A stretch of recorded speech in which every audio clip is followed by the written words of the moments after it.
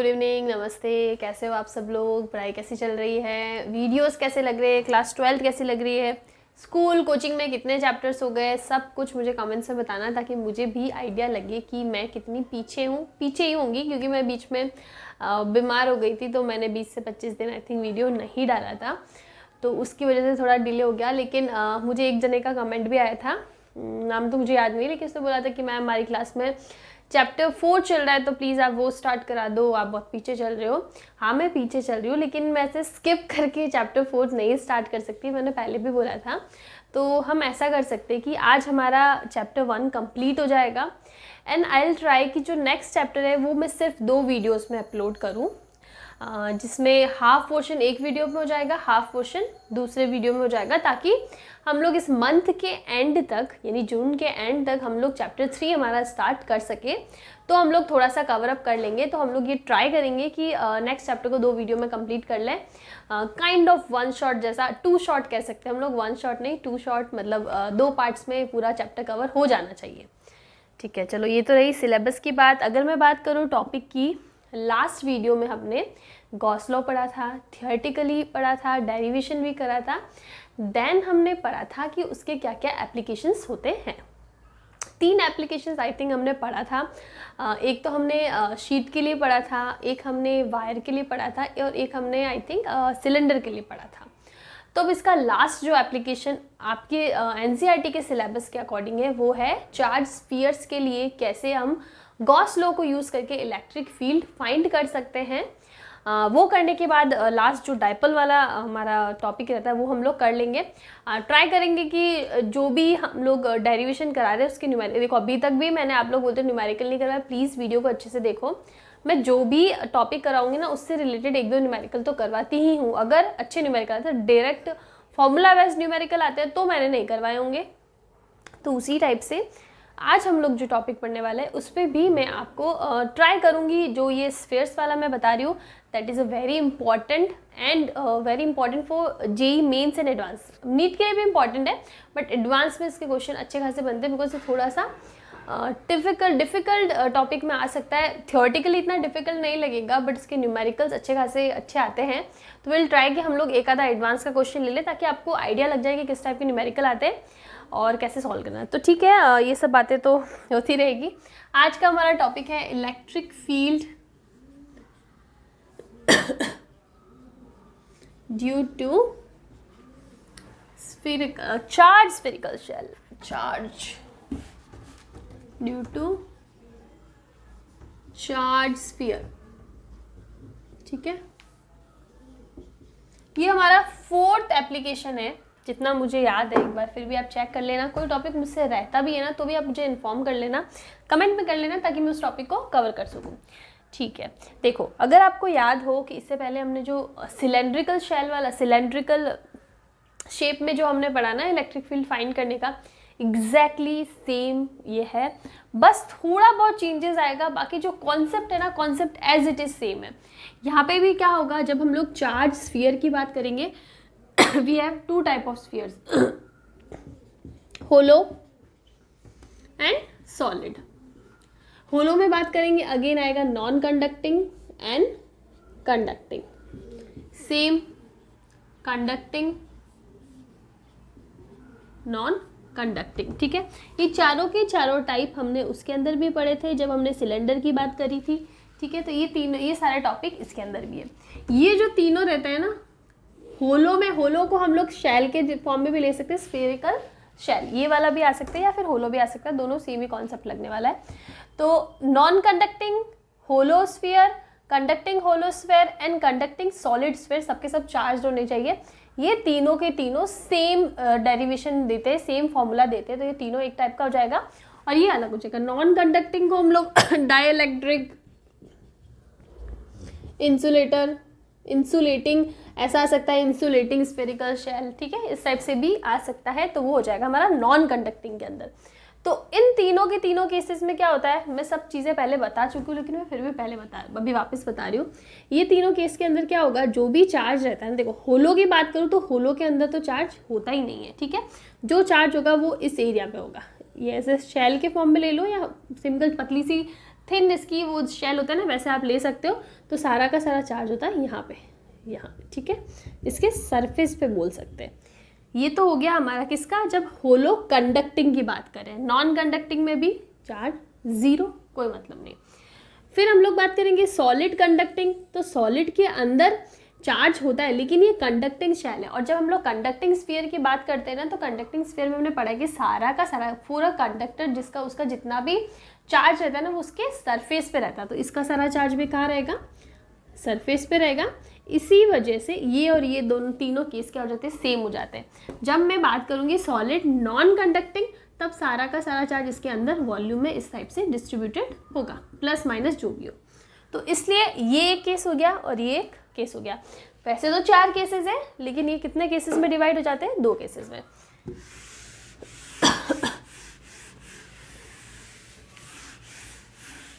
सबसे पहले हम लोग पढ़ते हैं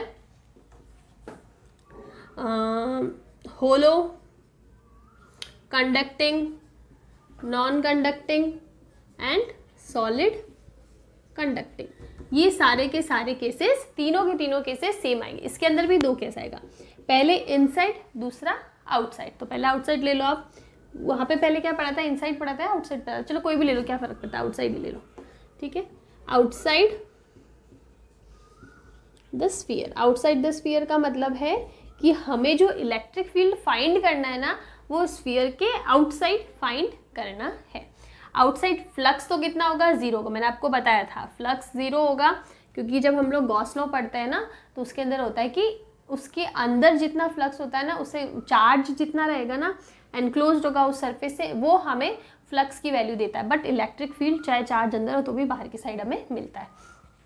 इनसाइड की आउटसाइड की बात करें तो फॉर एग्जांपल ये हमारा स्फीयर है, सारा का सारा चार्ज कहाँ रहेगा, यहाँ पे। हम लोग किसकी बात कर रहे हैं, या तो होलो शेल हो, या फिर हम लोग बात कर रहे हैं कि सॉलिड है तो वो क्या है, कंडक्टिंग है, जिससे उसका सारा का सारा चार्ज इसके सरफेस पे रहेगा। इस टाइप से हमारा स्फीयर है, चार्ज स्फीयर है, सारा चार्ज सरफेस पे, ये इसकी रेडियस है r। अब हमें आउटसाइड किसी पॉइंट पे, लेट से यहाँ किसी पॉइंट पे क्या निकालना है, इलेक्ट्रिक फील्ड निकालना है। तो हम लोग क्या करेंगे, एक निकालेंगे, या बाहर निकालना, यहाँ पे नहीं, इसको पास नहीं करना चाहिए, एक बना देंगे क्या, गॉसियन सरफेस। हमने बोला है कि हमको जहाँ पे निकालना है, बाहर निकालना है, अंदर निकालना है, आप अपने अकॉर्डिंग एक गॉसियन सरफेस, इमेजिनरी सरफेस होता है, इसलिए हम लोग ये क्रिएट कर सकते हैं। इससे हमारी कैलकुलेशन गॉस लॉ को यूज करके इजी हो जाती है, ठीक है। हो गया। अब देखो इसकी रेडियस हमने ले ली कितनी, स्मॉल r हो जाएगा। अब फॉर एग्जाम्पल, अब यहाँ पे हमने गॉसियन सरफेस ले लिया। अब इसके छोटे छोटे एलिमेंट्स को लेकर स्टडी कर दिया, कोई सारी चीज़ें पढ़ चुके, कुछ नया नहीं है। तो सबसे पहले अगर हम लोग इस एलिमेंट की बात करें तो इलेक्ट्रिक फील्ड की डायरेक्शन ये। अब बोलोगे इलेक्ट्रिक फील्ड की डायरेक्शन, देखो जब हम लोग ये वाले केसेस पढ़ते हैं ना, तो सब में आपको चीज़ पता होना चाहिए, या तो आपको क्वेश्चन में गिवन होगा, नहीं गिवन होगा तो समझना है कि इलेक्ट्रिक फील्ड रेडियली आउटवर्ड्स होता है, रेडियली आउटवर्ड्स होता है। इसी वजह से हम लोग उसको बोलते हैं कि वो सब पॉइंट के लिए क्या है, सेम है। यहाँ पे एक सिमेट्री भी होती है, और यहाँ पे इलेक्ट्रिक फील्ड की वैल्यू सेम होनी चाहिए। अगर हम लोग गॉस लॉ यूज़ करें तो हमने कंडीशंस के अंदर पढ़ा है, तो हम लोग ले लेंगे रेडियल डायरेक्शन होती है, रेडियली आउटवर्ड्स होता है। तो ये हमारा इलेक्ट्रिक फील्ड है, ठीक है। और इस पॉइंट पे ये एलिमेंट है, एलिमेंट डी एस ले लो, ठीक है। ये एलिमेंट है डी एस या डी ए ले लो, और इस पे एरिया वेक्टर की डायरेक्शन भी ऐसी होगी, डी ए। तो दोनों की दोनों सेम डायरेक्शन में होगा, ये चीज़ हमें पता है। तो यहाँ पे हमारा फ्लक्स क्या हो जाएगा, फाई इक्वल्स टू, अरे मैंने आपको शायद ना एक चीज़ नहीं बताई, आज मैं वापस चेक कर रही थी कि जब हम लोग फ्लक्स पढ़ते हैं ना, तो हम लोग बोलते हैं कि जो चार्ज है वो एनक्लोज्ड होना चाहिए सरफेस में। तो उस एनक्लोज्ड सरफेस के लिए इंटीग्रेशन पे साइन पे हमेशा ये कैसे सर्कल आता है। मैथ्स में आप लोग पढ़ चुके होंगे, इतना इंपॉर्टेंट नहीं है, लेकिन मैंने कहीं नहीं लिखा है शायद, तो इसलिए मैं आपको बता रही हूँ। लिखा होगा तो बहुत अच्छी बात होगी। तो ये हो जाएगा हमारा ई डॉट डी ए हो जाएगा। अब यहाँ पे देखो डी ए और ई दोनों सेम डायरेक्शन में, दोनों के बीच का एंगल 0 cos 0, तो इसको हम लोग लिख सकते हैं integration of E D A हो जाएगा। अब यहाँ पे जो ई है, मैंने अभी अभी बोला रेडियल डायरेक्शन होती है, तो सब किसी भी एलिमेंट के लिए यहाँ पे भी करूँ तो क्या होगा, ई ऐसे होगा, तो DA भी उसी डायरेक्शन में होगा। तो इसीलिए यहाँ पे E और D एरिया वेक्टर और इलेक्ट्रिक फील्ड वेक्टर के बीच का एंगल 0 ही रहेगा, तो इसलिए हम लोग E को कांस्टेंट मान सकते हैं। तो E बाहर आ जाएगा, ये हो जाएगा DA होगा। E कांस्टेंट है यहाँ के लिए, यहाँ के लिए, यहाँ के लिए, कहीं पे भी निकालो E की वैल्यू सेम आने वाली है, बिकॉज ये रेडियल डायरेक्शन में, और रेडियली ये सर्कल हमने बताया, स्फेरिकल बताया, तो ये रेडियस कहीं पे भी चेंज नहीं हो सकती। स्मॉल आर है तो सब पॉइंट पे स्मॉल आर ही रहेगी, यहाँ पे भी स्मॉल आर है, यहाँ पे भी स्मॉल आर है, तो इसलिए हमारा इलेक्ट्रिक फील्ड क्या हो जाएगा, कांस्टेंट हो जाएगा, उसको हमने बाहर ले लिया। तो ये हो जाएगा फाई इक्वल्स टू E। और एरिया, जब हम लोग इन तीनों केसेस की बात करेंगे जहाँ पे हमारा चार्ज सिर्फ सरफेस पे रहता है, तो वहाँ पे हम लोग यूज़ करते हैं surface charge density, that is sigma. Sigma is equal to charge per unit area.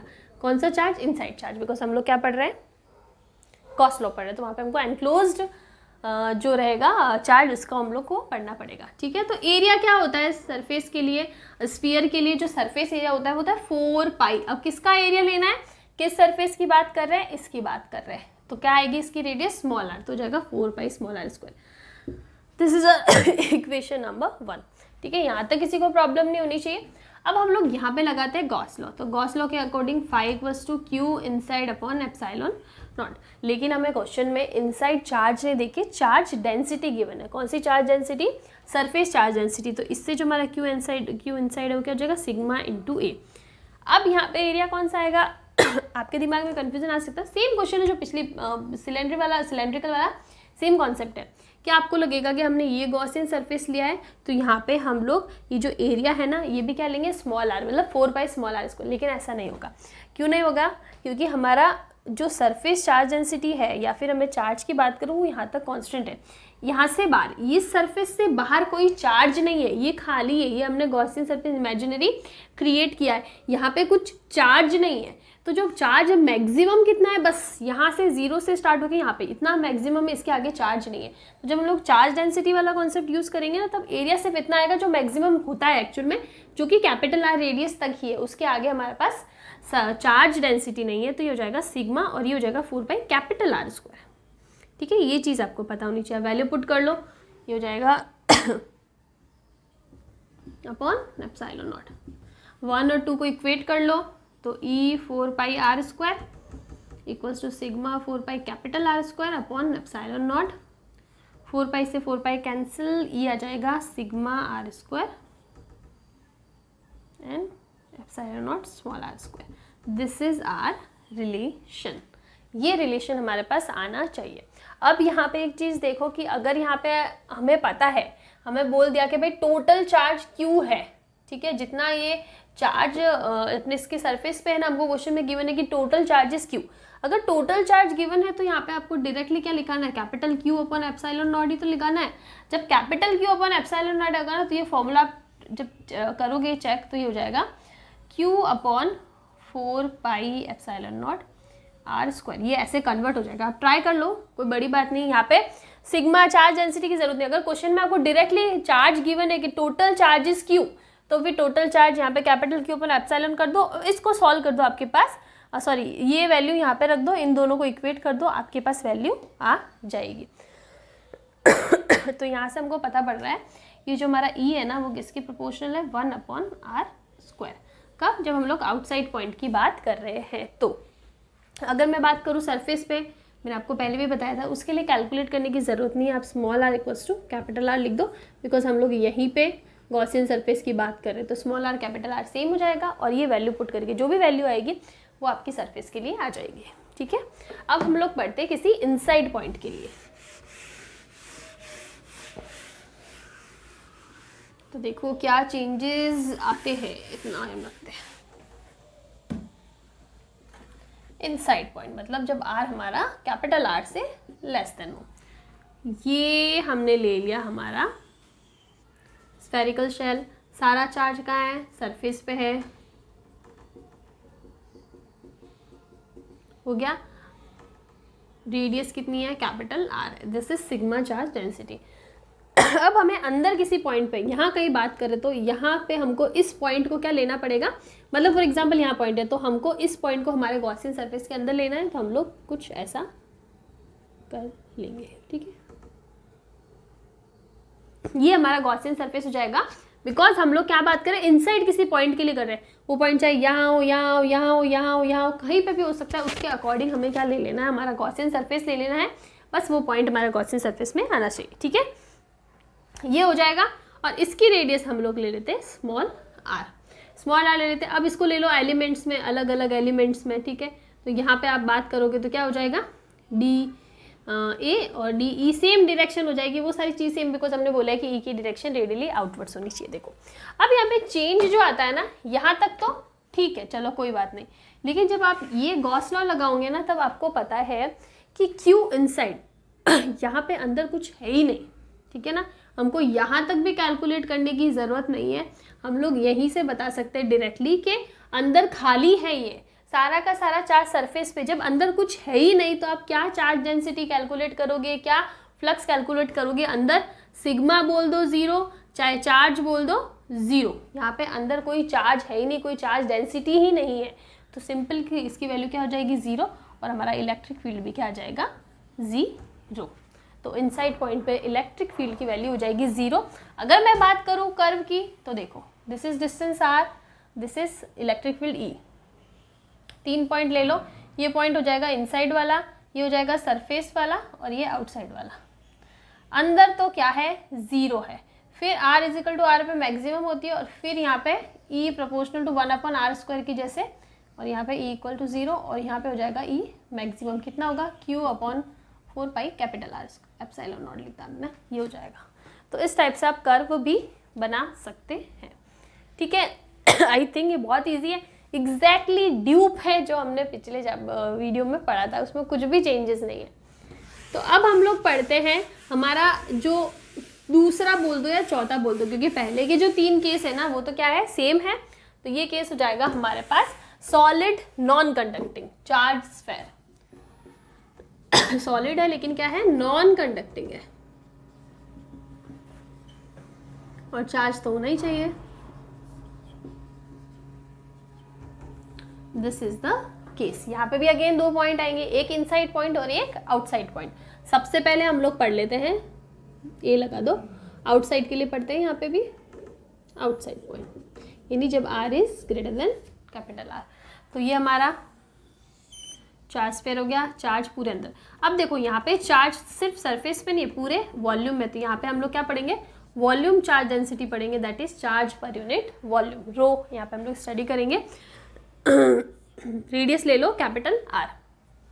Now we need electric field outside this sphere. तो यहाँ पे कहीं बाहर की साइड होगा तो हम लोग गॉसियन सरफेस लेंगे बड़ी साइज का, इस टाइप से, और इसकी रेडियस लेट से इज स्मॉल r हो जाएगा। अब देखो रेडियली आउटवर्ड डायरेक्शन किसकी होती है, इलेक्ट्रिक फील्ड की। और अगर हम लोग यहाँ किसी एलिमेंट की बात कर रहे हैं तो उसके लिए एरियल वेक्टर जो होता है, एरिया वेक्टर, वो भी परपेंडिकुलर इसी डायरेक्शन में होगा, इस टाइप से। तो दोनों के बीच का एंगल 0 क्या निकलेगा, फाई इक्वल्स टू, डायरेक्ट लिख दूँ ना अभी तो, EDA।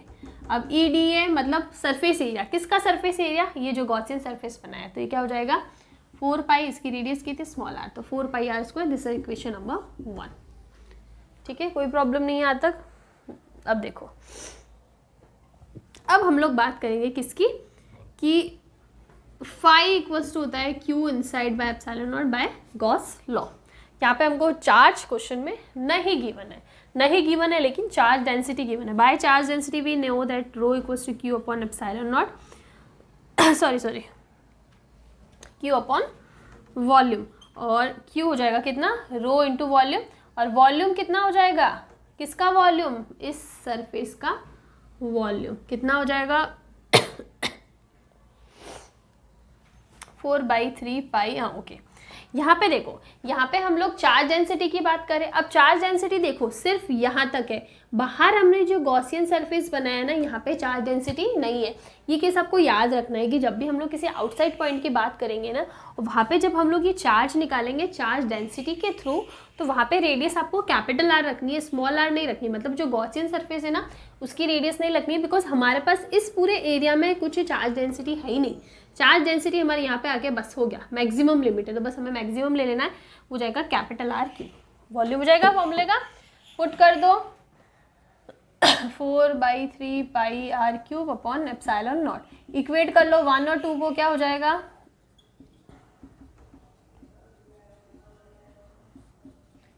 क्या कैंसिल हो रहा है, 4 पाई से 4 पाई कैंसिल हो रहा है, ई की वैल्यू कितनी आएगी, rho R cube 3 epsilon naught small R square, this is the value, ये वैल्यू हमारे पास आएगी। अगर आपको इसको और थोड़ा सा इजी वे में करना है तो आप क्या कर सकते हो कि हम लोग एज्यूम कर लेते हैं, या फिर हाँ एज्यूम कर लेते हैं कि हमको जो चार्ज है ना वो गिवन है, चार्ज मतलब हमको गिवन है, हमको डेंसिटी की बात करनी नहीं है, हमको गिवन है कि total charge inside the sphere is capital Q. तो आप सिंपल से क्या करोगे यहाँ पे लिख दोगे 5 equals to Q upon epsilon naught, और इसको और इक्वेशन 1 को वो इक्वेट कर लोगे तो हमारे पास वैल्यू हो जाएगी Q upon 4 pi epsilon naught R square, ये वैल्यू आ जाएगी। और यहाँ से भी हमारे पास क्या आता है 1 अपॉन आर स्क्वायर, ठीक है, ये सेम वैल्यू, यहाँ पे कोई प्रॉब्लम नहीं होनी चाहिए। अब हम लोग पढ़ते हैं किसी इनसाइड पॉइंट के लिए।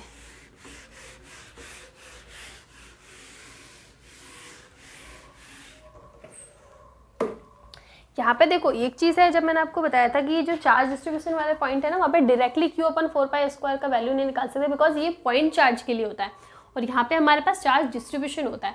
तो अगर टोटल चार्ज आपको क्वेश्चन में गिवन है कि total charge is capital Q, तो एज्यूम कर लो कि ये इसने किसी एक पॉइंट पे एज्यूम कर लिया, डिस्ट्रीब्यूटेड है, चार्ज इज डिस्ट्रीब्यूटेड, ये किसी एक पॉइंट पे सेंटर्ड नहीं है, but we are assuming that the charge, total charge Q is centred at any point, और उसको लेके हम ये कैलकुलेशन करते हैं, तो वहाँ पे कंफ्यूजन नहीं होना चाहिए, ठीक है। इनसाइड पॉइंट क्या हो जाएगा, ये हमारे पास स्फेरिकल शेल हो गया, इसके अंदर पूरे के अंदर क्या है हमारे पास चार्ज डिस्ट्रीब्यूशन, समझ जाओगे, ये क्या है, ये इसकी रेडियस आर है। अब हमें इनसाइड किसी पॉइंट पे इलेक्ट्रिक फील्ड निकालना है, तो हमारा पास जो गॉसियन सरफेस भी इसके अंदर होगा और जिसकी रेडियस हमने ले ली स्मॉल आर, ठीक है। अब अगेन सेम चीज़ है, ई की डायरेक्शन, एरिया वेक्टर की डायरेक्शन सेम इसके लिए। अब टोटल इलेक्ट्रिक फील्ड है, टोटल निकालना है 5, तो क्या हो जाएगा, ई कॉन्स्टेंट होकर बाहर हो जाएगा और ये डी ए हो जाएगा। आगे क्या हो जाएगा, E into 4 pi small R square, यहाँ तक कहीं कोई प्रॉब्लम नहीं है। अब आ जाते हैं हम लोग गॉस लॉ। गॉस लॉ बोलता है 5 equals to Q inside upon epsilon naught. हमें चार्ज नहीं गिवन है, चार्ज डेंसिटी गिवन है विच इज क्यू, यानी चार्ज पर यूनिट वॉल्यूम, तो क्या हो जाएगा रो क्यू अपॉन वी, तो जो चार्ज इनसाइड है वो जाएगा रो इंटू वी, रो और वॉल्यूम किसका, कि कितना जो हमने गॉसियन सरफेस लिया है ना उसके अंदर जितना चार्ज आया ना उसका वॉल्यूम लेना। अब यहाँ पे हम लोग स्मॉल आर ले सकते हैं, बिकॉज जो जितना मैक्सिमम पॉसिबल है ना उसके अंदर ही हमारा गॉसियन सरफेस आ रहा है, उसको बाहर नहीं कर रहा है। ये जितना सरफेस है ना गॉसियन वाला उस पूरे में चार्ज है, बड़े वाले जब आउटसाइड पॉइंट लेते थे ना तो वहाँ पे बाहर नहीं होता था, इसलिए हम लोग उसको काउंट नहीं करते थे। जितना है उस सब के अंदर चार्ज है, तो हमारे पास आ जाएगा 4/3 पाई स्मॉल आर का क्यू।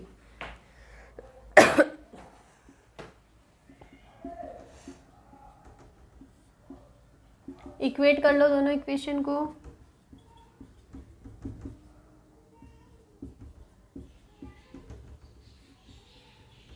फोर पाई से 4 पाई कैंसिल, ये कैंसिल, ये आ जाएगा rho small R upon 3 epsilon naught. ये हमारे पास आ जाएगा इलेक्ट्रिक फील्ड की value at any inside point, ठीक है। अब देखो, अब इसको अगर हमको क्वेश्चन में गिवन है, हमें चार्ज डेंसिटी नहीं गिवन है, क्वेश्चन में हमें गिवन है कि टोटल चार्जेस क्यू, तो हमारे पास क्या हो जाएगा, यहाँ पे हमारे पास वैल्यू हो जाएगी rho is equal to Q upon V. तो हम लोग रो की जगह क्या लिख सकते हैं, क्यू अपॉन वी, वी यानी वॉल्यूम 4/3 पाई, और ये हो जाएगा कैपिटल आर क्यूब, ठीक है। तो यहाँ पे आप वैल्यू पुट कर लो, क्या हो जाएगा, रो की जगह वैल्यू पुट कर लो,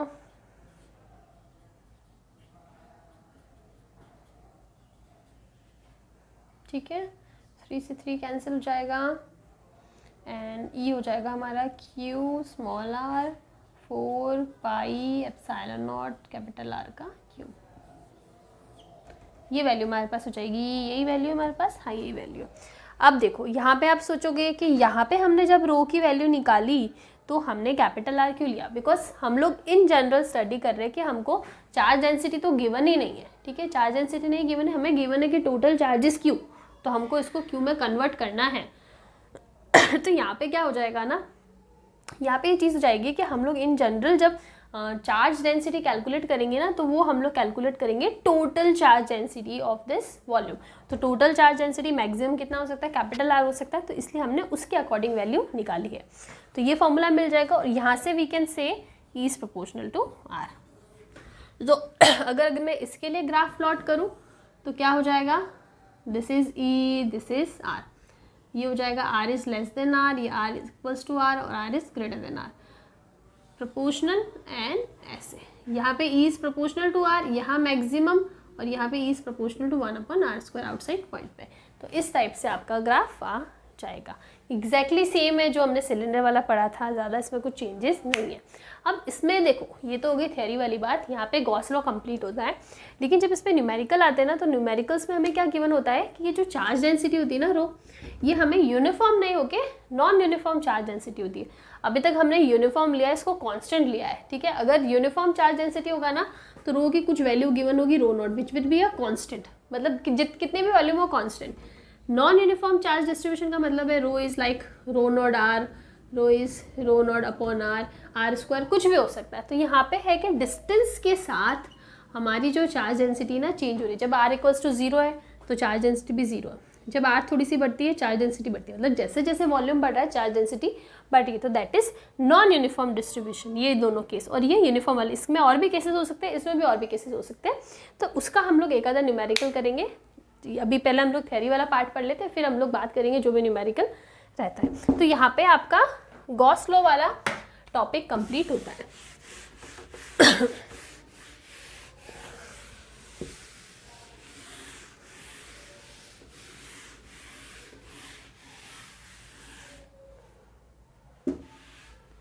तो अभी आगे हम लोग जो हमारे पास टॉपिक रहता है वो होता है डाइपोल से रिलेटेड। तो वो हम लोग पढ़ लेते हैं कि उसके अंदर क्या क्या चीज़ें हैं। तो अभी टॉपिक है हमारा electric dipole.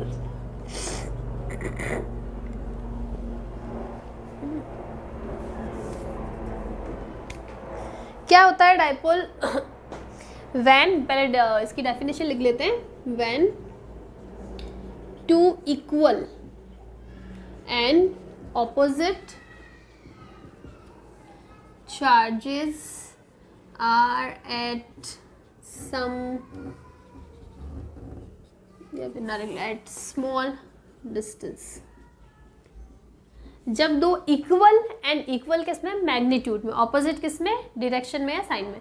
When two equal and opposite charges are at small distance. अगर हमने दो चार्जेस, ठीक है, let's say this is -q, this is +q, एक इक्वल, दोनों का मैग्नीट्यूड सेम है लेकिन साइन अलग अलग है, ऑपोजिट है, उनको एक डिस्टेंस पे रख दे कि इनके बीच में कोई डिस्टेंस है, ये इनका सेंटर है। तो इस टाइप का जो कॉम्बिनेशन होता है ना, वो एक डाइपोल को रिप्रेजेंट करता है। So basically a dipole is basically when two charges which are equal and opposite are separated by a distance. इसको लिख दे, चार्जेस आर, इसको ऐसे लिखते हैं, separated by a small distance. तो वो क्या बन जाता है, हमारा डाइपोल बन जाता है। कुछ इस टाइप की इसकी सिचुएशन होती है। लेट्स से इसकी टोटल डिस्टेंस ले लेते हैं 2d, तो हो जाएगा स्मॉल डी, या एल ले लो, बुक्स में शायद एल दिया हुआ है तो इसको एल ले लो। ये हो जाएगा हमारा क्या, एक डाइपोल। ओके, अब इसके अलावा डाइपोल की डेफिनेशन में ज़्यादा कुछ नहीं है। फिर आ जाता है डाइपोल मोमेंट। डाइपोल मोमेंट क्या है, बेसिकली डाइपोल मोमेंट को हम लोग रिप्रेजेंट करते हैं P से, इट्स अ वेक्टर।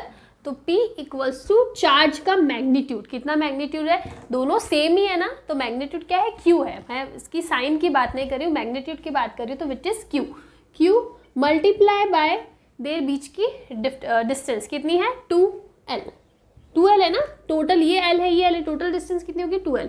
तो ये जो क्वांटिटी होती है ना, ये रिप्रेजेंट करती है डाइपोल मोमेंट को, ठीक है। अगर मैं बात करूँ वेक्टर है तो इसकी यूनिट होगी, इसकी यूनिट होती है, निकाल लो, कूलाम इनटू मीटर, या फिर इसकी यूनिट होती है, एक यूनिट होती है डिबाई, चाहे ये दिया हुआ कूलाम इनटू मीटर, चाहे दिया हुआ डिबाई, ये होती है इसकी यूनिट। अगर मैं बात करूँ डायरेक्शन की, तो डायरेक्शन होती है negative charge to positive charge, ये होगी हमारी डाइपोल मोमेंट की जो डायरेक्शन है। Because it is a vector तो इसके पास डायरेक्शन होगी, डायरेक्शन होती है from negative to positive charge. ये होती है फिजिक्स में, केमिस्ट्री में आपकी डायरेक्शन होती है पॉजिटिव टू नेगेटिव। वो आप लोग अपना जब केमिस्ट्री पढ़ोगे तब उसके अंदर पढ़ लोगे, पर ये थोड़ा सा इसके अंदर रहता है कन्फ्यूजन कि भाई फिजिक्स में क्या है, केमिस्ट्री में क्या है। फिजिक्स के पेपर में पूछेंगे तो नेगेटिव टू पॉजिटिव बताना है, केमिस्ट्री में पूछेंगे तो पॉजिटिव टू नेगेटिव आपको बताना है, ठीक है। इससे ज़्यादा इसमें कुछ है नहीं, ये है।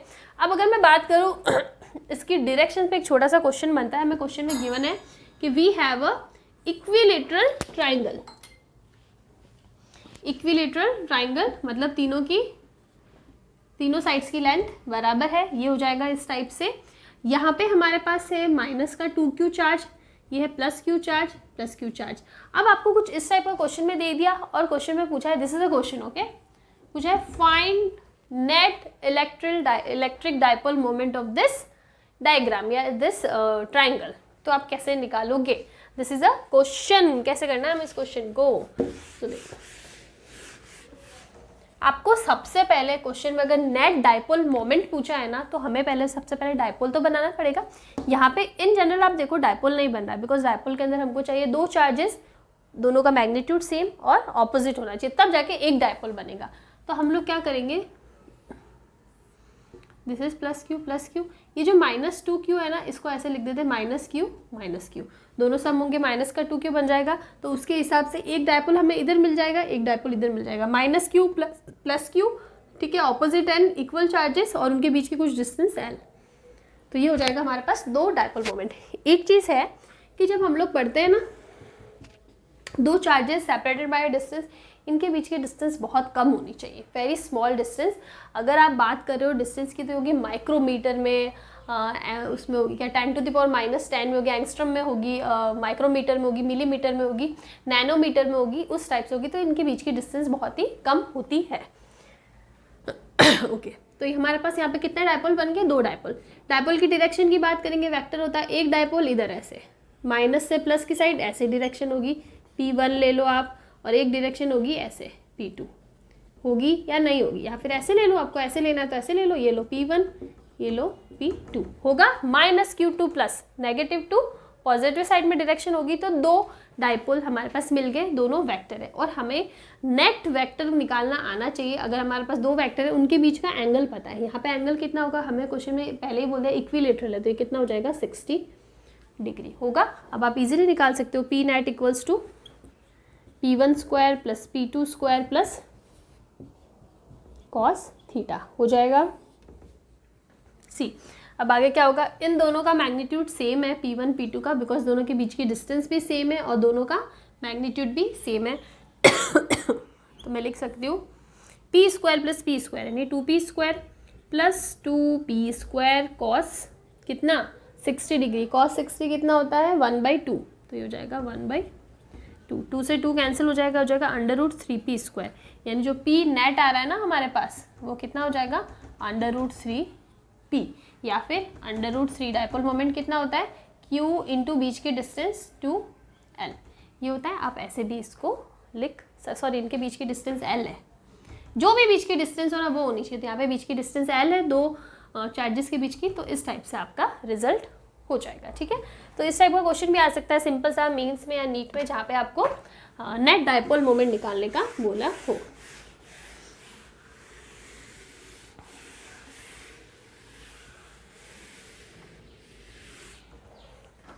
इसके बाद में हमारे पास एक पॉइंट आता है कि हमें निकालना है electric field due to the dipole, लेकिन वहाँ पे हमारे पास दो पॉइंट्स होगा। सबसे पहला पॉइंट होगा कि हमें डाइपोल की एक्सिस पे ही इलेक्ट्रिक फील्ड निकालना है, और एक होगा कि हमको डाइपोल की बाइसेक्टर पे इलेक्ट्रिक फील्ड निकालना होगा। तो सबसे पहला होगा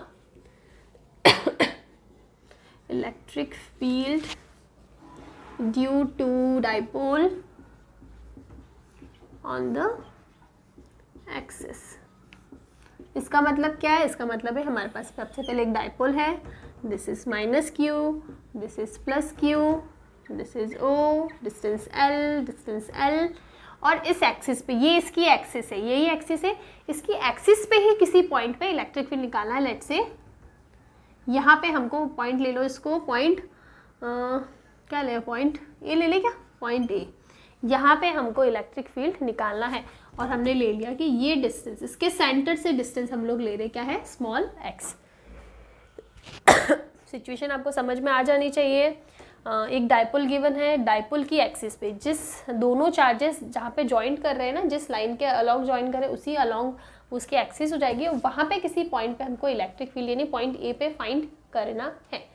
तो यहाँ पे ये सिचुएशन है और इस पॉइंट की डिस्टेंस सेंटर से, इसका सेंटर है कितनी है, x डिस्टेंस है। तो सबसे पहले देखो इलेक्ट्रिक फील्ड निकालना है ना, तो इलेक्ट्रिक फील्ड का फॉर्मूला क्या होता है, KQ/r², मतलब जो भी डिस्टेंस होती है। अब यहाँ पे हमारे पास दो चार्जेस है, एक प्लस क्यू है एक माइनस क्यू है, तो दोनों के लिए अलग अलग इलेक्ट्रिक फील्ड लिखना पड़ेगा। सबसे पहले ये मैं मान लेती हूँ इसकी वजह से E1 होगा, इसकी वजह से E2 होगा, ठीक है। तो अगर मैं बात करूँ E1 कितना होगा, KQ/r, मतलब उस पॉइंट की चार्ज से डिस्टेंस, इसकी इससे डिस्टेंस कितनी होगी, ये तो x है प्लस स्मॉल l, यानी हो जाएगा x + l का होल स्क्वायर। अगर E2 की बात करूँ, सिर्फ मैग्नीट्यूड लिख रही हूँ, x - l का होल स्क्वायर, ठीक है। इस टाइप से हमारे पास दोनों वैल्यू आ जाएगी।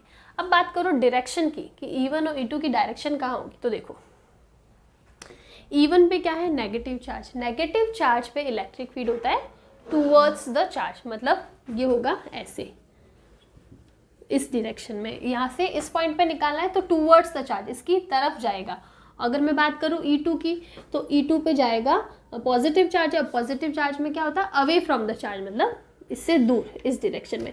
यहाँ पे हमें निकालना है और यहाँ पे Q2 है तो इससे दूर इस डायरेक्शन में, और इसकी बात करूँ तो इसके पास यानी इस डायरेक्शन में, तो E1 की डायरेक्शन ये होगी, E2 की डायरेक्शन ये होगी। यहाँ पे मैंने E2 > E1 बनाया है वेक्टर फॉर्म में, ऐसा क्यों आप देख सकते हो, यहाँ से आपको पता पड़ जाएगा। यहाँ पे नीचे कम वैल्यू है तो E2 की वैल्यू ज़्यादा होगी, तो इसलिए हो जाएगा E1 और E2 का कॉन्सेप्ट कुछ इस टाइप से आपको आ जाएगा। अब हमको नेट इलेक्ट्रिक फील्ड निकालना है E2 - E1, बिकॉज दोनों की डायरेक्शन अलग अलग है, E1 इधर है E2 इधर है, दोनों की डायरेक्शन अलग अलग है, और हमें ये भी पता है कि कौन बड़ा है कौन छोटा है, तो इसलिए हमने E2 - E1 किया है। ओके, वैल्यू पुट कर दो, KQ कॉमन ले लो, E2 - E1 है ना, तो माइनस, ठीक है। अब इसको हम लोग सॉल्व कर लेते हैं, वैसे तो डायरेक्टली लिख सकते हैं लेकिन कुछ बोलेंगे आप में से कि डायरेक्ट करा दिया, तो हम लोग सॉल्व ही कर लेते हैं। x - l का होल स्क्वायर, इसको हम लोग, ये ऐसा हो सकता है ना a + b a - b वाले फॉर्म में, तो इसको हम लोग ऐसे लिख सकते हैं x² - l² का होल स्क्वायर, ठीक है। हो सकता है ना a + b a - b क्या होता है, a² - b², तो यहाँ पे टर्म स्क्वायर की टर्म में आ रहा है तो उसका भी वापस स्क्वायर हो जाएगा। यहाँ पे हो जाएगा x + l का whole square minus x - l का होल स्क्वायर। आगे सॉल्व करते हैं,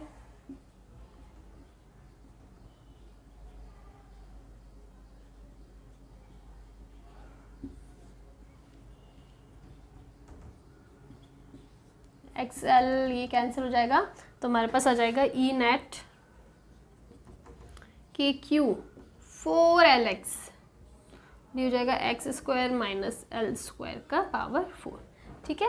यहाँ तक कोई प्रॉब्लम नहीं होनी चाहिए। इसके आगे एक कंडीशन होती है कि मैंने अभी अभी आपको बोला कि ये जो दोनों चार्जेस के बीच की डिस्टेंस होती है ना, that is a very small distance comparatively to this x distance. ये x कैसे आएगी कि आपको डाइपोल से 2 सेंटीमीटर की डिस्टेंस पे, 1 सेंटीमीटर की डिस्टेंस पे, 10 सेंटीमीटर की डिस्टेंस पे इलेक्ट्रिक फील्ड फाइंड करना है। While at the other side इनके बीच की डिस्टेंस, जो चार्जेस के बीच की डिस्टेंस है वो माइक्रोमीटर, मिलीमीटर, नैनोमीटर, एंगस्ट्रॉम इनकी फॉर्म में होगी, तो कंपैरेटिवली बहुत कम हुई। तो इसलिए हम लोग लिख सकते हैं यहाँ पे कि हमारे पास एक कंडीशन होती है x is very very greater than l, तो x के कंपैरिजन में हम लोग l को इग्नोर कर सकते हैं, यानी l की वैल्यू इग्नोर कर सकते हैं। तो अगर मैं इसकी l की वैल्यू इग्नोर कर दूँ ना, तो क्या हो जाएगा 4KQ LX, और ये हो जाएगा x² की पावर, सॉरी ये डबल कर दे, x² की पावर स्क्वायर यानी x की पावर 4 हो जाएगा। अब देखो आगे,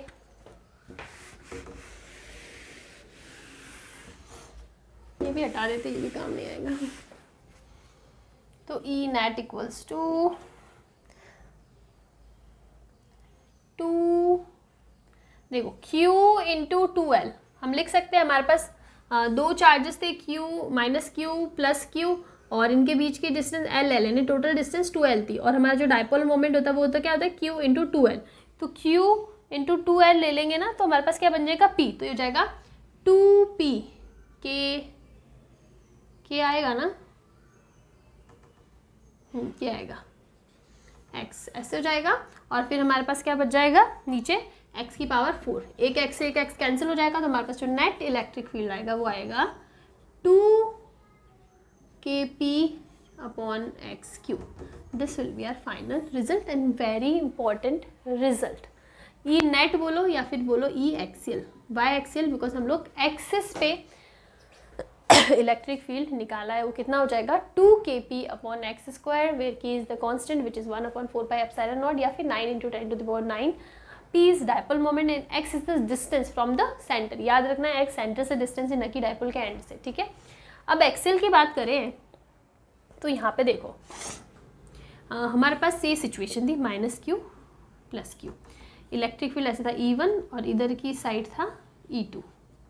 तो अगर मैं नेट इलेक्ट्रिक फील्ड बताऊं तो E2 ज़्यादा था तो नेट इलेक्ट्रिक फील्ड की डायरेक्शन थी ऐसे, और डायपोल की डायरेक्शन क्या होती है नेगेटिव टू पॉजिटिव यानी P। मतलब डायपोल मोमेंट और इलेक्ट्रिक फील्ड दोनों ही सेम डायरेक्शन में है। तो अगर मैं इसको वेक्टर फॉर्म में लिखूँ ना तो ऐसा जाएगा, पॉजिटिव ही रहेगा बिकॉज दोनों सेम ही डायरेक्शन में है, ये भी पॉजिटिव बिकॉज दोनों सेम डायरेक्शन में है। तो ये हमारी वेक्टर फॉर्म में इसकी वैल्यू हो जाएगी।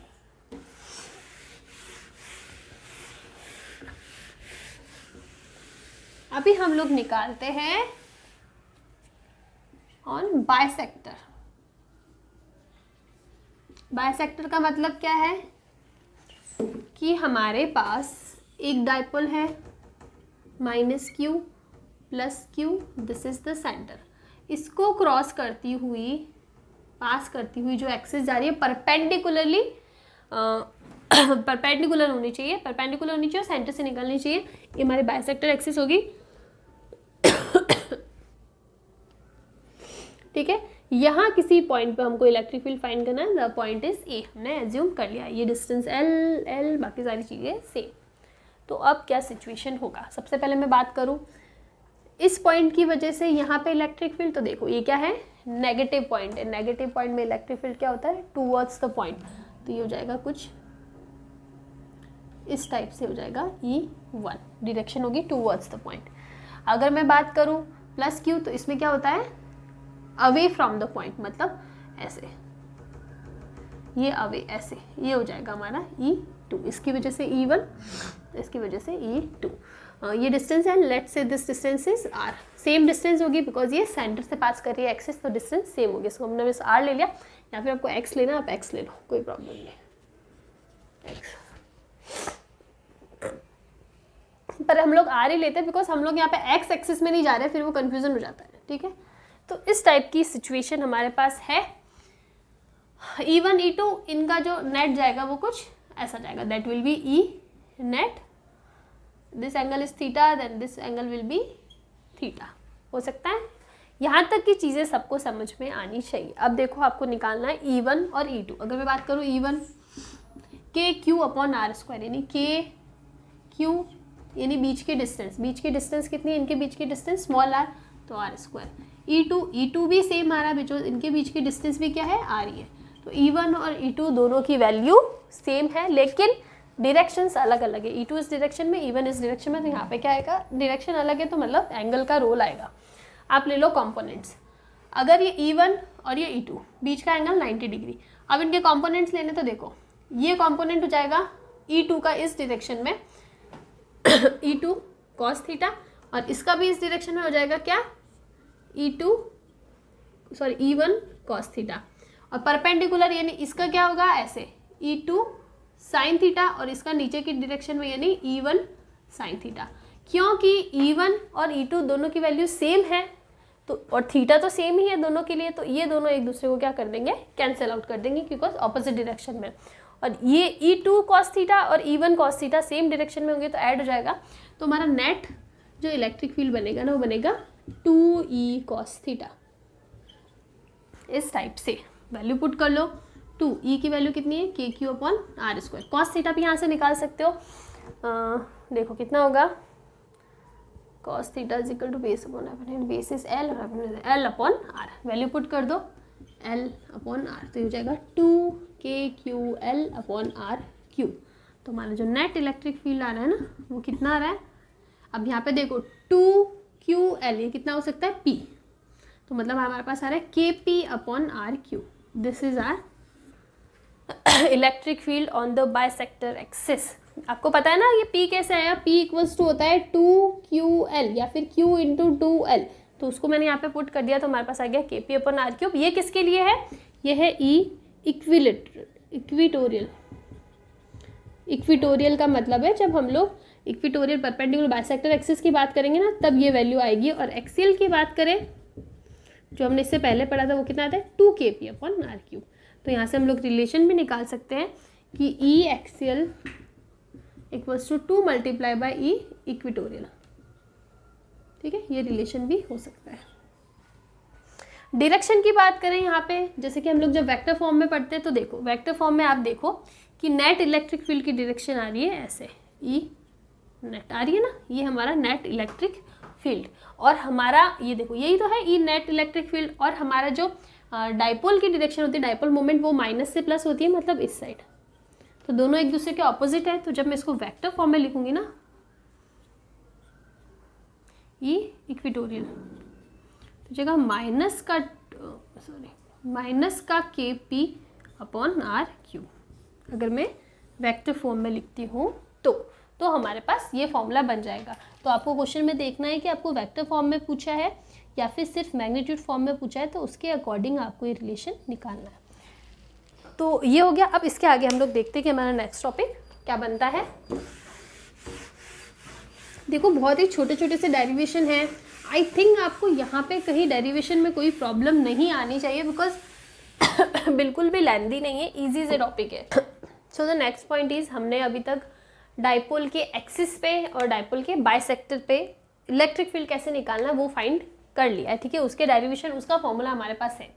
लेकिन इन दोनों के अलावा और भी ऐसे केसेस हो सकते हैं, जैसे कि हमारे पास ये डाइपोल है, this is minus q, this is plus Q. अब हमें रैंडम किसी भी पॉइंट पे यहाँ यहाँ यहाँ कहीं पे भी पूछना है जो बाइसेक्टर पे नहीं हो ना ही उसकी एक्सिस पे हो, तो हमें कैसे इलेक्ट्रिक फील्ड फाइंड करना है, वो उसके लिए हमारे पास एक फॉर्मूला है। तो कैसे फाइंड करेंगे फॉर्मूला, फॉर एग्जांपल हमने यहाँ पे कहीं पे निकालना है, ठीक है, पॉइंट, तो ये इसका सेंटर ले लो आप, जैसे सेंटर हो, सेंटर से ये हो जाएगा यहाँ पे, ठीक है, this is the distance x, और इसका ले लिया एंगल थीटा। तो यहाँ पे आप देखो कि कोई भी पॉइंट होगा ना उसमें x और थीटा वेरिएबल होगा। अगर हमने ले लिया कि वो पॉइंट इसके एक्सिस पे ही है तो थीटा कितना हो जाएगा, 0 डिग्री हो जाएगा, और ये एंगल ऐसा होना चाहिए, ठीक है ना, इस डायरेक्शन में, ये याद रखना आप, इसकी डाइपोल मोमेंट की डायरेक्शन में जाएगा एंगल, ये ऐसा है। और अब देखो अगर मुझे निकालना है कि ये पॉइंट कहीं यहाँ पे, तो ये ऐसे हो जाएगा, ये ऐसे हो जाएगा, तो उस केस में क्या हो जाएगा, x तो कांस्टेंट हो जाएगा लेकिन थीटा वेरिएबल होगा। बेसिकली हमारे पास दो कोऑर्डिनेट हैं, अगर वो वेरी करते हैं, उन दोनों की वैल्यू पता है, तो हम लोग किसी भी पॉइंट पर इलेक्ट्रिक फील्ड फाइंड कर सकते हैं। वेरिएबल कौन से, x एंड थीटा, ठीक है। तो ये हमें सिचुएशन समझ में आ जानी चाहिए कि कैसे किसी भी पॉइंट पे फाइंड करने के लिए इन दोनों कोऑर्डिनेट्स का पता होना ज़रूरी है। चलो ठीक है, अब यहाँ पे आप देखो कि यहाँ पे क्या सीन हो रहा है कि हमें पता है कि हमारा डाइपोल मोमेंट की डायरेक्शन इधर है, इस साइड में हमारा डाइपोल मोमेंट है नेगेटिव टू पॉजिटिव। तो अगर मैं डाइपोल मोमेंट की बात करूँ ना तो उसके दो वेक्टर बनेंगे। अगर ये हमारा डाइपोल मोमेंट है ना तो इसके दो कंपोनेंट्स बन रहे हैं, एक तो इस डायरेक्शन में यानी थीटा की डायरेक्शन में, ये हो जाएगा p cos थीटा, और एक इसके परपेंडिकुलर डायरेक्शन में इस साइड पे p sin थीटा, ठीक है। तो अब देखो, अब हमारे पास यहाँ पे क्या हो सकता है, यहाँ पे सेम वही केस हो गए। अगर हमारे पास x और थीटा की वैल्यू पता है तो ठीक है, p cos theta p sin theta की जो वैल्यूज है हम लोग निकाल सकते हैं। अब यहाँ पे जो मेन चीज़ आती है ना, आप देखो सेम वही केस आ रहा है जो हमने अभी पढ़ा है एक्सिस या फिर इक्विटोरियल के लिए। कैसे, अगर इस p cos थीटा के डायरेक्शन में ही है तो वो एक्सियल वाला हो गया ना, कि इसकी डायरेक्शन में ही है, इसकी डायरेक्शन में ही। अगर मैं यहाँ पे निकालूँ E1 तो ये वाला हमको क्या दे देगा, एक्सिस वाले डायरेक्शन वाला। और अगर इसके परपेंडिकुलर, इसका परपेंडिकुलर कौन कौन सा है, p sin थीटा, मतलब इस डायरेक्शन में, इसके परपेंडिकुलर डायरेक्शन में ऐसे, अगर ऐसे है तो ये हमको क्या दे देगा E2, जो हमें कौन सा दे देगा इक्विटोरियल वाला। तो बेसिकली जो P cos थीटा वाला होगा ना वो सेम एक्ट करेगा किसके लिए, एक्सिस के लिए, और जो P sin थीटा होगा वो किसके लिए, इक्विटोरियल वाले केसेस के लिए। तो बेसिकली हम लोग ये चाहते हैं कि जो हमने दो फॉर्मूलेस निकाले हैं ना अभी, एक्सिस एक्सियल और इक्विटोरियल, वही फॉर्मूला यूज करके हम लोग किसी भी पॉइंट पे निकाल सके तो बहुत अच्छा है। हमने अभी अभी बता दिया कि एक्स और थीटा वेरिएबल होंगे। एक्स तो वेरिएबल, अगर हम लोग यहाँ पे किसी पॉइंट पे बात करें तो सिर्फ और सिर्फ थीटा वेरिएबल होगा। एक्स तो कब होगा, जब हम लोग एक्सिस की बात कर रहे हैं, ठीक है ना। तो यहाँ पे अगर एक्स और थीटा की वैल्यू हमें पता है तो हम लोग किसी भी पॉइंट पे निकाल सकते हैं। तो हमने नया पूरा अलग से डेरिवेशन नहीं करके जो पहले दो डेरिवेशन है ना उन्हीं को यूज़ करके कुछ रिजल्ट निकल जाए, तो इसलिए हमने क्या कर दिया, इसको दो डायरेक्शन में डिवाइड कर लिया। एक हो जाएगा P cos थीटा, एक हो जाएगा P sin थीटा। अगर P cos थीटा की डायरेक्शन में ही है तो वो एक्सियल वाला फॉर्मूला लग जाएगा, और अगर P sin थीटा यानी परपेंडिकुलर डायरेक्शन में किसी में है P sin थीटा की डायरेक्शन में, तो इक्विटोरियल वाला फॉर्मूला लग जाएगा। तो अब हमारे पास क्या हो जाएगा कि जो E एक्सिस था ना यानी E1, वो हमारे लिए क्या है E1, वो कितना हो जाएगा, कितना था 2kp अपॉन एक्स क्यूब, ऐसा था। अब यहाँ पे हमारे पास P की जगह क्या है, P cos थीटा, तो ये हो जाएगा 2kp cos theta upon x cube. और अगर मैं E2 की बात करूँ तो E2 परपेंडिकुलर वाले डायरेक्शन में, मतलब क्या हो जाएगा इक्विटोरियल के लिए, तो इक्विटोरियल के लिए क्या हो जाएगा क्या था kp अपॉन एक्स क्यूब। तो यहाँ पे P की जगह क्या हो जाएगा P sin theta upon x cube. I hope आप लोग कंफ्यूज नहीं हो रहे हो। हमने इमेजिन किया है कि हमें लेट्स से इस पॉइंट को ले लो, पॉइंट A, यहाँ पे हमें इलेक्ट्रिक फील्ड फाइंड करना है डाइपोल की वजह से। तो हम लोग को पास यहाँ पे देखो, अगर मैं इस पॉइंट पे फाइंड करूँ ना, इन जनरल आप P cos theta P sin theta भूल जाओ। आप देखो इस पॉइंट को यहाँ पे हमारे पास निकालना है, तो हमें दो इलेक्ट्रिक फील्ड मिलेंगे, एक E1 E2, ठीक है, ये मिल जाएगा। और इनकी वजह से ये जो नेट है ना हमें ये निकालना है, ये हमारा फाइनल रिजल्ट होगा। अब E1 और E2 कैसे निकालें, तो उसके लिए हमने एक तरीका बताया है कि अगर हम लोग P के कंपोनेंट्स कर दे P cos theta P sin theta, तो जो E1 है ना वो सेम वही होगा जो P cos थीटा वाला होगा, और E2 होगा P sin थीटा वाला। और जो P cos थीटा वाला है ना वो इसकी एक्सिस में जा रहा है, देखो यहाँ पे निकालना और इसी एक्सिस में जा रहा है, तो हम लोग एक्सिस वाला फॉर्मूला ले सकते हैं। और P sin theta perpendicular equatorial direction में जा रहा है, तो हम लोग इक्विटोरियल वाला फॉर्मूला लेके ये दोनों फॉर्मूलास लिख सकते हैं। और जो E नेट हो जाएगा वो क्या हो जाएगा, under root of E1 square plus E2 square आप निकाल दो, तो ये हो जाएगा, दोनों के बीच का एंगल 90 डिग्री है, तो इसके लिए हमने एंगल बीच में कंसिडर नहीं किया। ये एंगल आप ले लो अल्फा, ठीक है। आप करोगे ना, मैं किसको क्या सॉल्व करूँ, ये आ जाएगा under root 1 + 3 cos square theta. ये रिजल्ट हमारे पास आएगा। This result is very very important. अब देखो अब कैसे रिलेट कर सकते हैं। फॉर एग्जांपल हमें एक्सिस पे ही निकालना है, ठीक है ना, हमें एक्सिस पे ही निकालना है। तो एक्सिस वाले केस में क्या हो जाएगा, थीटा की वैल्यू 0 हो जाएगा। आप थीटा की वैल्यू 0 पुट करो, ठीक है, थीटा की वैल्यू 0 पुट करोगे, cos 0 क्या होता है 1, 1 + 3 4, अंडर रूट 4 2, तो 2kp अपॉन एक्स क्यूब, यानी एक्सिस वाला फॉर्मूला हमारे पास इजीली निकल जाएगा। अगर आपको चाहिए कि इक्विटोरियल वाले पे, मतलब वहाँ पे हमारे पास ये जो थीटा है ना वो कितना होना चाहिए 90 डिग्री, हम लोग इधर बात करें तो ये थीटा कितना हो जाएगा 90 डिग्री। थीटा की जगह 90 लिखो, ये वैल्यू कैंसिल हो जाएगी, पीछे इतना रिजल्ट बचेगा जो कि हमारा ये इक्विटोरियल वाला रिजल्ट होता है। तो आप ये फॉर्मूला याद करके भी दोनों फॉर्मूला याद कर सकते हो, आपके ऊपर है, आपको वो दो फॉर्मूला याद करो बहुत अच्छी बात है, वरना इससे भी वो दोनों फॉर्मूलास निकल जाते हैं। लेकिन आपको पता होना चाहिए कि कैसे एक्सिस लेना है, कैसे इक्विटोरियल लेना है। थोड़ा सा कंफ्यूजिंग है ये, इसलिए एक बार और बता देती हूँ। सब भूल जाओ, P cos theta P sin theta, इस पॉइंट की वजह से हमें इलेक्ट्रिक फील्ड निकालना है। तो दो कंपोनेंट होंगे E1 E2। अब E1 E2 कैसे निकालना है, तो हम लोग क्या कर सकते हैं, हमने मोमेंटम की डाइपोल मोमेंट की डायरेक्शन ले ली, P cos theta P sin theta components ले लिया। तो आपको पता है P cos थीटा और E1 सेम लाइन पे, मतलब ये एक्सियल वाला केस हो गया, और P sin थीटा और E2 सेम डायरेक्शन में, एक दूसरे के परपेंडिकुलर, तो ये क्या हो गया हमारा इक्विटोरियल वाला फॉर्मूला आ गया, वही हमने यूज़ किया है। ठीक है, तो ये फॉर्मूला आप लोग इजीली निकाल सकते हो। अब इसके आगे देखते हैं हमारे पास क्या है। अब हमें निकालना है, अगर हमें ये एंगल निकालना है कि इलेक्ट्रिक फील्ड और जो नेट इलेक्ट्रिक फील्ड है इनके बीच का एंगल tan अल्फा निकालना है, तो क्या हो जाएगा E2 अपॉन E1 हो जाएगा। E2 अपॉन E1 आप करोगे ना तो आ जाएगा half of the tan theta. This relation is also very important. ये रिजल्ट हमारे पास आ जाएगा।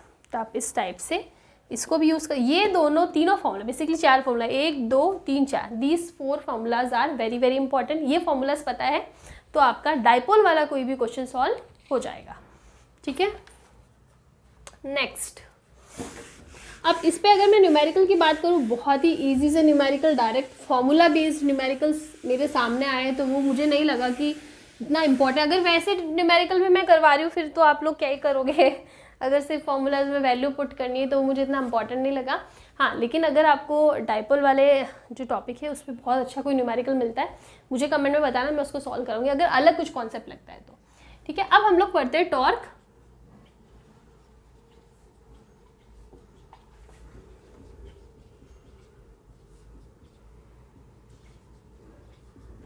एक छोटा सा टॉपिक है आपके एनसीईआरटी में, ये torque due to electric dipole in an uniform electric field. मतलब यूनिफॉर्म इलेक्ट्रिक फील्ड है हमारे पास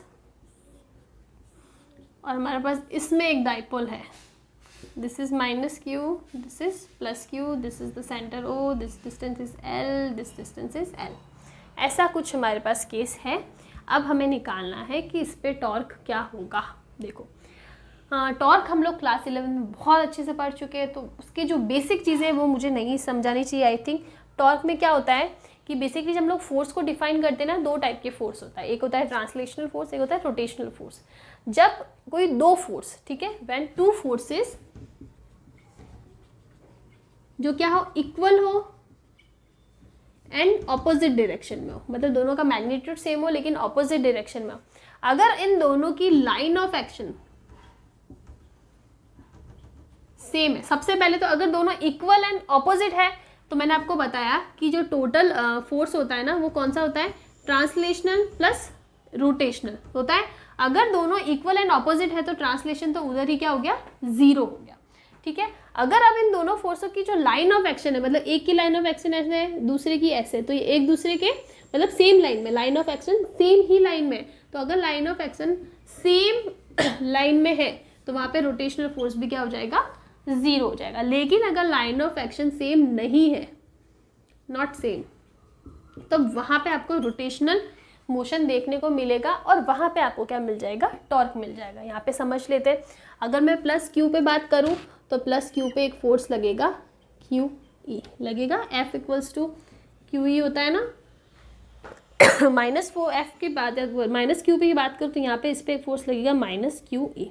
अब आप देखो ये दोनों फोर्स इक्वल है, सेम है, क्यू ई, लेकिन ऑपोजिट है, इसकी डायरेक्शन इधर है, इसकी डायरेक्शन इधर है।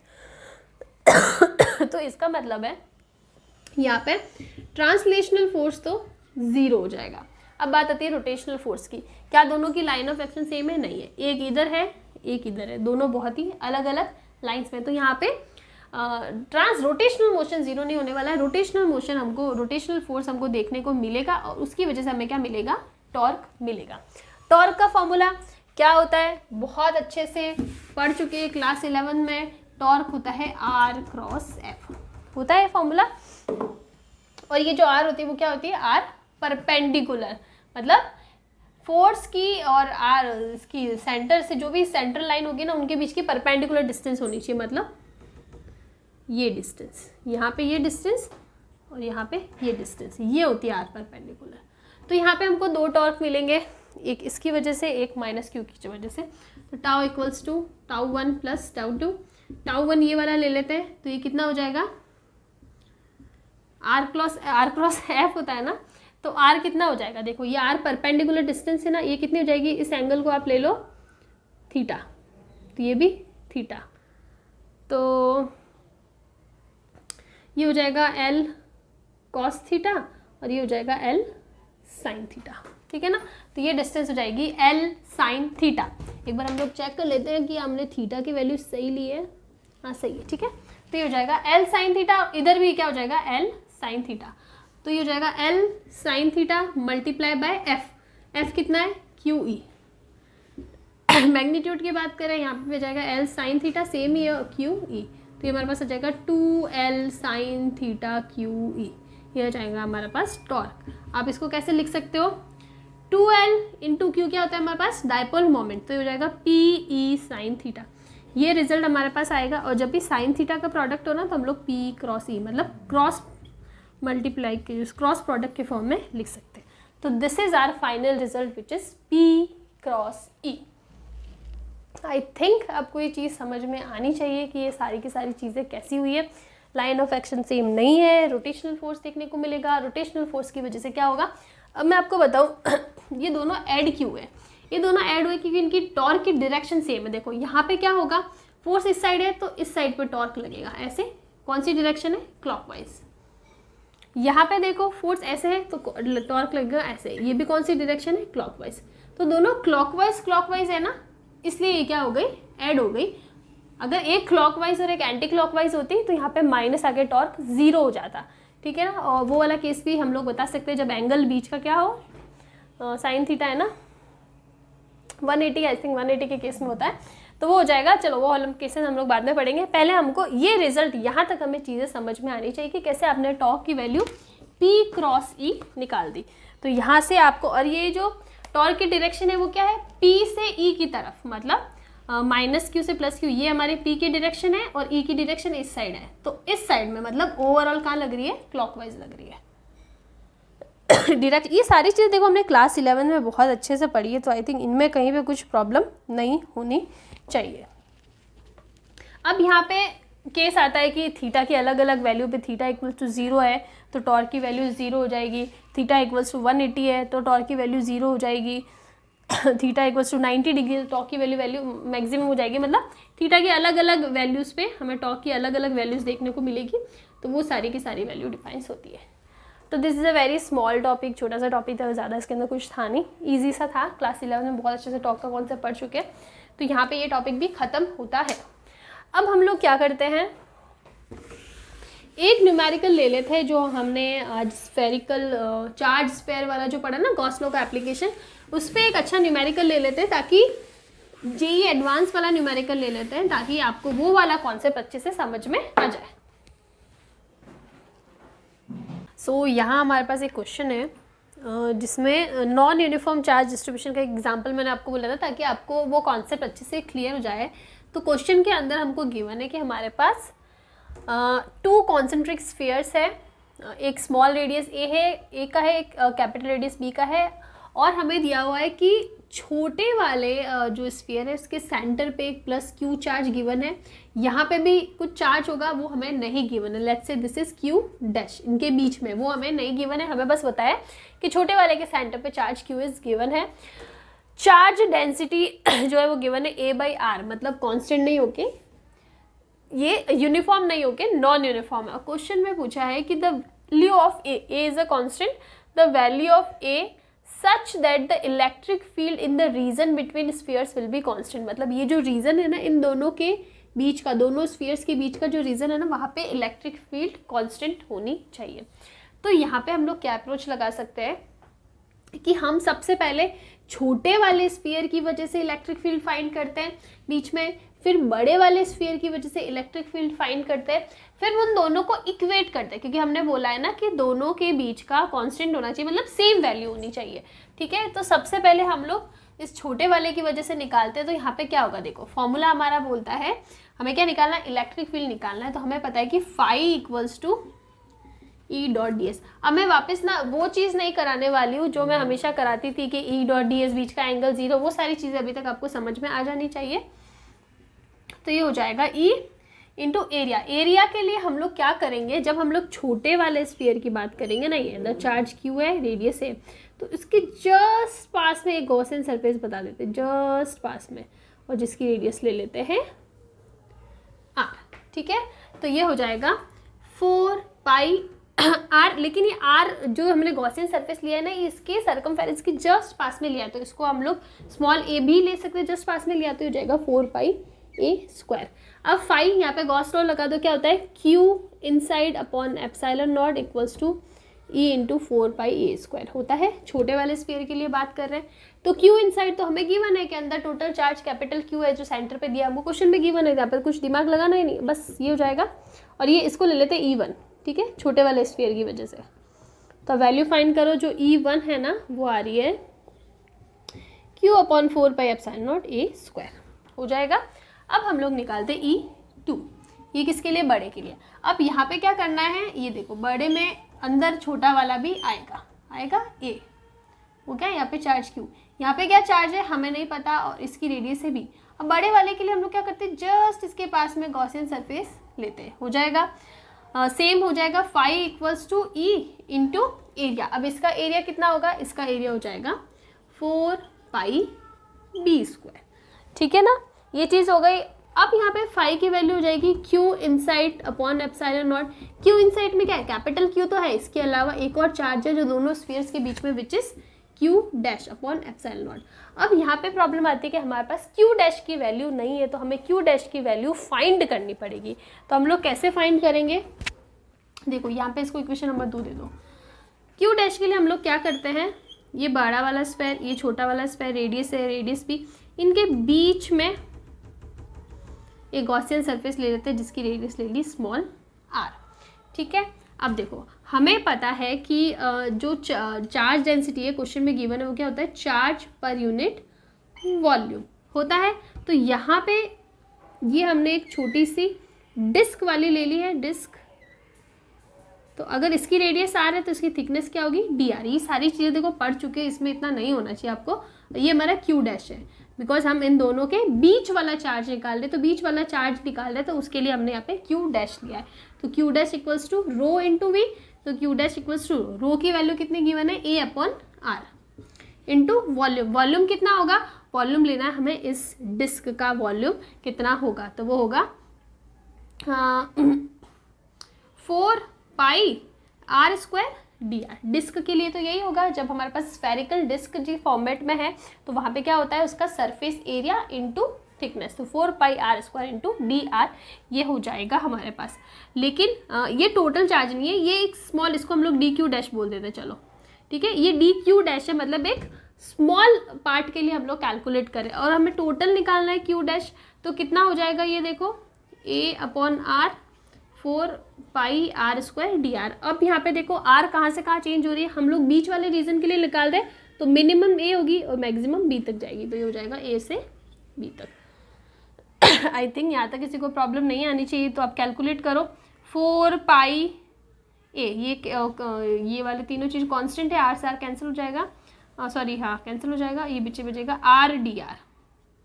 आप आगे कैलकुलेट करो 4πa हो जाएगा r स्क्वायर बाई 2 बार आ जाएगा, तो ये हो जाएगा 2 और ये हो जाएगा b square minus a square. आप इसको कैलकुलेट करके देखना, ये इजीली निकल जाएगा, छोटी सी मैथमेटिकल कैलकुलेशन है। तो q डैश की वैल्यू हमारे पास आएगी 2πa और ये हो जाएगा b square minus a square. फिर से बता रही हूँ, हम लोग बीच में गॉसियन सरफेस लेंगे, बिकॉज हम लोग को बीच वाले रीजन के लिए क्या निकालना है, चार्ज निकालना है। एक छोटे पार्ट के लिए चार्ज निकालेंगे, डी क्यू डैश इतना आ जाएगा, छोटी सी डिस्क फॉर्म में इसको कंसीडर करके। फिर पूरे के लिए निकालेंगे तो लिमिट निकालेंगे, लिमिट में आर की लिमिट कहाँ से कहाँ, मिनिमम ए से मैक्सिमम बी, बिकॉज हमको सिर्फ बीच वाले रीजन के लिए चाहिए, तो वहाँ पे हमको ये वैल्यू मिल जाएगी कैलकुलेट करने पे। तो यहाँ पे हमारे पास फाई इक्वल्स टू हो जाएगा, या फिर हम लोग डायरेक्ट लिखते हैं E into 4πb square equals to q plus q dash. Q dash हमारे पास कितना है 2πa b square minus a square upon epsilon naught. ये वैल्यू आ गई हमारे पास E2 की। अब इक्वेशन 1 और इक्वेशन 2 को इक्वेट कर लो, बिकॉज हमने बोला है कि हमको ऐसा इलेक्ट्रिक फील्ड चाहिए जो वेरी नहीं हो रहा है, ठीक है। तो E1 और E2 की वैल्यू सेम होगी। पहले सबसे पहले यहाँ पे E2 की वैल्यू निकाल दो, Q plus 2πab square minus a square upon 4πε0 b square, ये हमारे पास हो जाएगी E2 की वैल्यू। अब आप E1 और E2 को इक्वेट कर लो, ये सारी चीज़ मैं हटा देती हूँ। तो क्या हो जाएगा, देखो E1 की वैल्यू कितनी है, Q upon 4πε0 a square equals to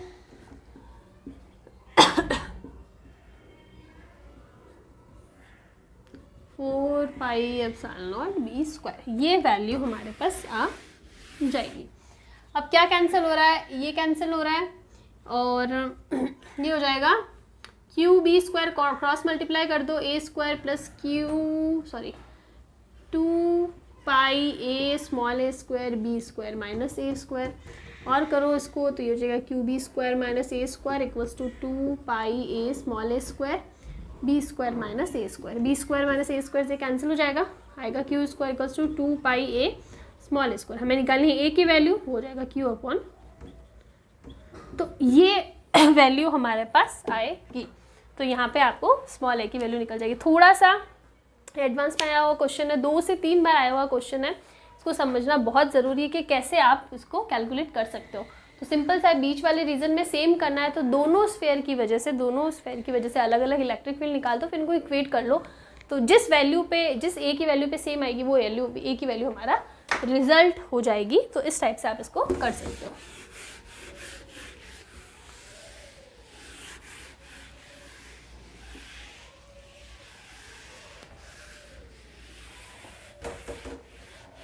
तो यहाँ पे हमारा चैप्टर 1 कंप्लीट होता है, ठीक है।